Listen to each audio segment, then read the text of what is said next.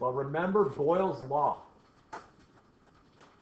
Odds of me asking you to define Boyle's Law with that first bullet point are very, very low on a unit test. The second bullet point or the third bullet point are more likely questions of something as simple as, hey, what happens when you increase the volume that a gas is in? What happens to its pressure? Well, the pressure decreases. Or explain it based upon the molecules. If I increase this volume, the space that the gas is in, those gas molecules can't hit the container as often, so they're supplying a smaller pressure overall. Charles' law is that temperature and volume are directly related when pressure is held constant.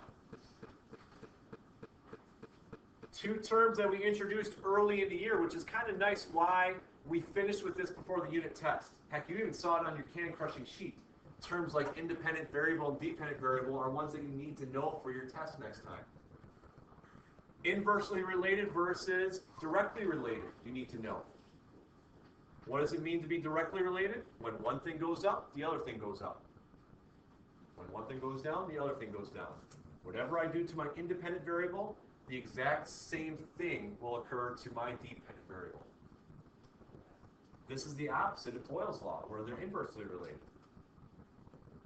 Second bullet point. I've mentioned it before, that when things get heated, they move faster. Temperature is actually a measurement of average kinetic energy.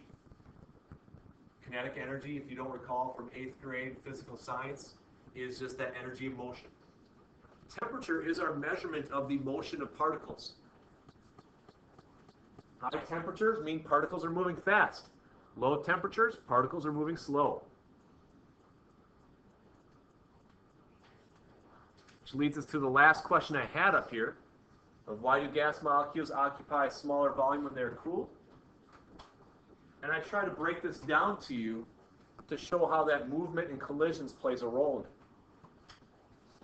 Lower temperatures means the molecules have a lower kinetic energy, which means they're moving slower. If they're moving slower, they cannot have as many collisions with the container. They can't help keep its volume the way it is. Think about the amount of space that you can cover if you're running around versus walking around versus driving. You can get a lot further away from the high school if you drive somewhere for 10 minutes rather than walk somewhere away from here for 10 minutes. The amount of space that you take up is greater when you move faster. Okay, temperature is more than just a, is it warm outside, is it cold outside? Molecules can take that energy. When they take that energy, they move faster.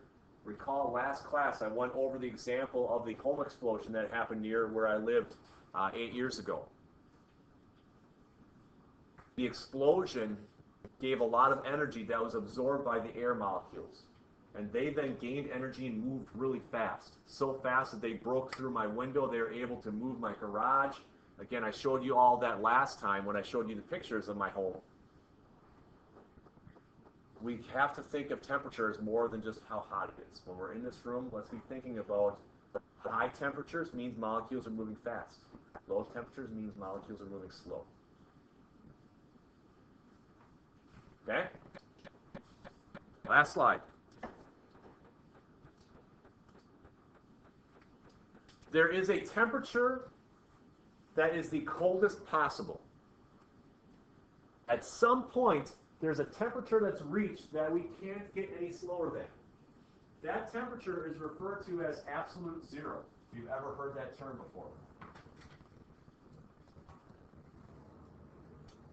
We are aware of the Fahrenheit temperature scale because that is what our weather reports are based upon. I believe that a lot of us are somewhat aware of the Celsius temperature scale. 0 degrees Celsius is freezing. 100 is boiling of water.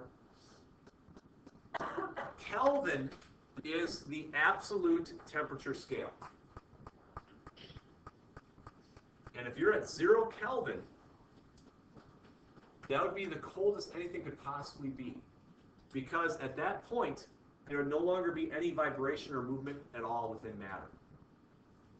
If there are particles moving and vibrating, heat is created from movement. Think about yourself. When you move around, you get warmer. Molecules, similar way to think about that. But if 100 degrees Celsius means water is boiling and flying around all crazy, and then all of a sudden 50 degrees Celsius, water is a liquid and it's just kind of moving around. Negative 20 degrees Celsius, water is an ice and it's just molecules vibrating a little bit. At some point, you keep on dropping the temperature, it is perfectly still. That perfectly still is 0 Kelvin, what's called absolute zero. However, my last point here is that we've never actually been able to get to that temperature. Bring this up for a couple of reasons. One, there is a how cold can you get? Because if we're talking about volume temperature relationships, and that temperature is a measure of the motion of the particles, when particles cease to move, that is how low can you get. Second reason I bring it up, a lot of periodic tables and chemistry textbooks, when they refer to the elements, they will refer to the temperature, 0 Kelvin, or 273 Kelvin, or whatever it might be. So they will refer to Kelvin scale instead of the Celsius scale. I mean, your periodic tables might even do that in the bottom left-hand corner. Because if you recall, another review thing from earlier in the year, there's a key on your periodic table, and on that key is the density value for every element. And when I look at this one here, it says zinc's density is 7.13 grams per centimeter cubed at 298 Kelvin. It reports it in the Kelvin temperature scale, which, by the way, 298 Kelvin is going to be 25 degrees Celsius, so kind of room temperature-ish. Because remember, density depends on temperature. Particles at a higher temperature can move around faster, and if they move around faster, they can take up more space. That affects their density. So a lot of what we're doing now has connections to what we've done before as well. Be it just how to read our periodic table better, how to understand density better as a temperature-dependent variable, and just matter in general, how temperature affects that as well.